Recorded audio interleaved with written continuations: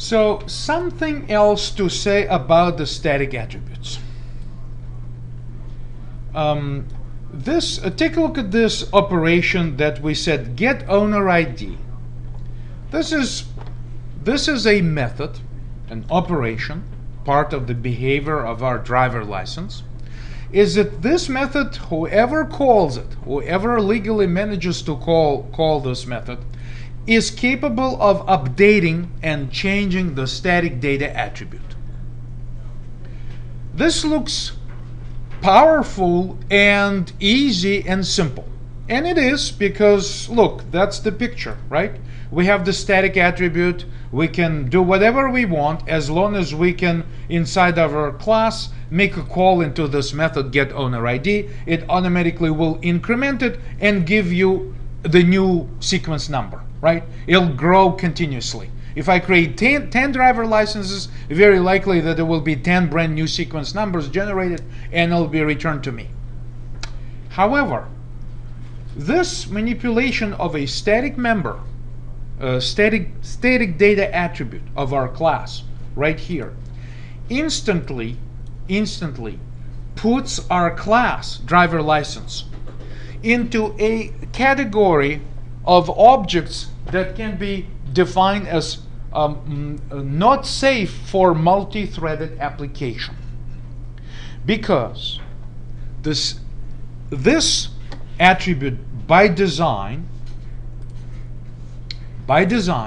this attribute right here, this static data member named owner ID sequence, is shared among multiple instances of our class driver license. So as we create multiple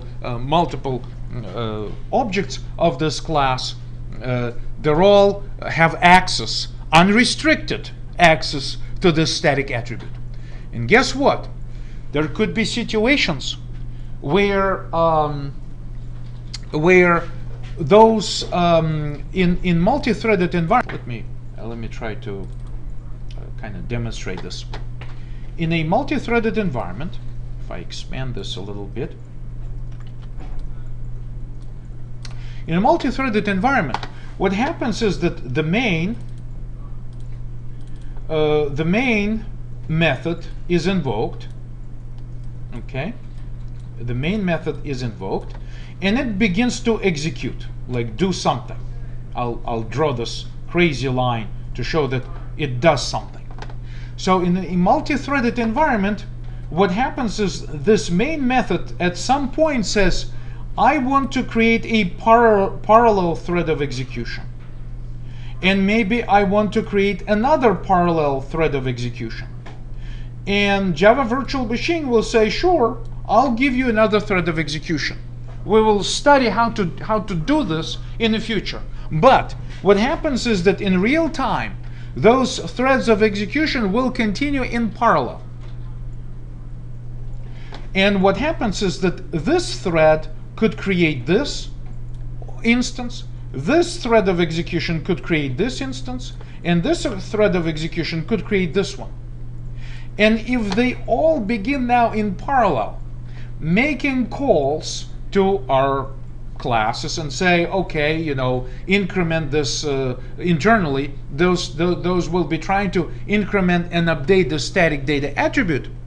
It's very possible in multi-threaded environment that if both of them happen to do this at the exact same time, and truly if this happens, say, on multi-core CPU with truly running multiple thread of executions really concurrently, like on two separate CPUs, but they accessing the same thing in memory, right? It's possible to, and perhaps we could experiment with this, it's possible for this get owner ID to fail, and fail in such way that you make a call and you're expecting that this line will always produce a unique number, +1, +1, +1. Can never be anything but number +1. Therefore it's unique anytime you call. However, in truly multi-threaded environment, the way memory is accessed and manipulated it's possible that you can get the same result.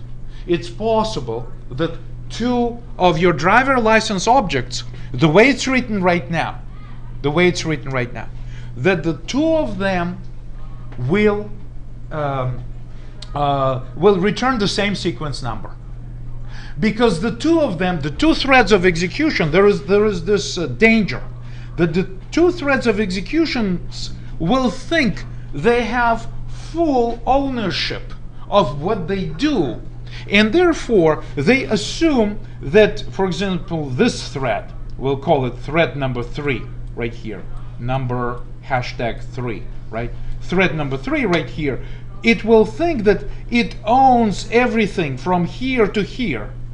This is what it's going to think that it owns, like this whole area of memory, with this object, with the static element, but that's not true. Another thread right here thinks that it owns this memory, like everything that this program is trying to do is like owned by this thread. And what happens is that with the modern CPUs, the data in memory can be cached in different cache layers of around the CPUs, and therefore those updates and changes may be happening in cache memory and not the real random memory, which is truly shared by all of the components of the program. So the way it's written, it's perhaps okay to write it, but you must say right here that this code is not thread safe, right? You really have to say it and remember it, because if suddenly someone wants to use your class in a multi-threaded environment, this is the line of code. This particular line of code says +1. It's no longer guaranteed to work properly. The solution can be, so you can basically mark this as, say, to do. You can say need to lock owner ID sequence before updating, right?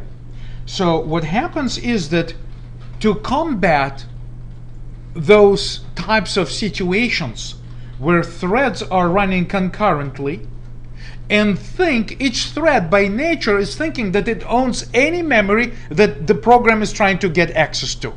There's really, it's by design. However, with modern CPUs and cache that exists, memory cache, to optimize the performance, what happens is that you need to really enter a critical section. And in situation with critical section, let me actually try to undo all of these little changes to sort of like bring it back to this more simple view. Something like that, right? What happens is this. If to combat the problems in multi-threaded environment, what is available to a programmer is to say, okay, this particular thread of execution may be thinking that it owns this, but somewhere there's real physical memory, right? Real physical memory where all of this exists, and this is our imagination that we own this.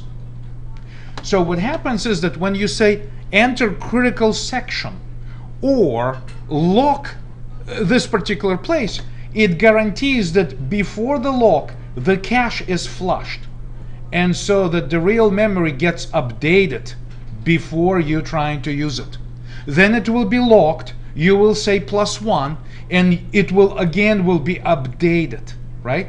The first time, basically it will make sure that you load into cache or whatever your CPU does the real value from memory, then it will update it and then will store it again. Therefore, another thread over here, which will later on think, okay, I own all this memory, you should tell that thread that before you can update this, let's enter a critical section, or in other words, let's lock this piece of memory, and this will again guarantee that it will be exchanged with memory. So we can, and we will cover it later on in our Java class, that we can write thread safe code, but it requires additional effort. So let me save this.